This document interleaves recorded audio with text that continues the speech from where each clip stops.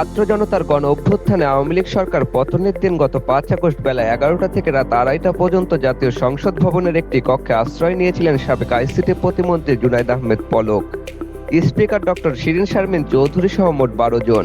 পরে সেনাবাহিনীর একটি দল তাদের সেখান থেকে উদ্ধার করে। বুধবার ২৩ April Dhaka metropolitan magistrate GM Farhan ইশতিয়াকের আদালতে রিমান্ড শুনানিতে এসব তথ্য জানান জুনায়েদ আহমেদ পলক। শুনানিতে তিনি বলেন, আমার বিরুদ্ধে মিথ্যা অভিযোগ আনা হয়েছে, আমাকে জেল গেটে জিজ্ঞাসাবাদ করা হোক। শুনানি শেষে আদালত বাড্ডা থানার একটি হত্যা মামলায় পলকের ২ দিনের পুলিশ রিমান্ড মঞ্জুর করেন। উল্লেখ্য, গত বছরের ১৫ আগস্ট পলককে গ্রেপ্তার করা হয়। এরপর বিভিন্ন সময় তাকে হত্যা ও হত্যা চেষ্টা মামলায় রিমান্ডে নিয়ে জিজ্ঞাসাবাদ করা হয়েছে। বর্তমানে তিনি কারাগারে আটক রয়েছেন। চলতি বছরের ৬ ফেব্রুয়ারি এই মামলায় তাকে গ্রেপ্তার দেখানো হয়। মোহাম্মদ সামিল খান, দৈনিক দিগদিগন্ত ডেস্ক।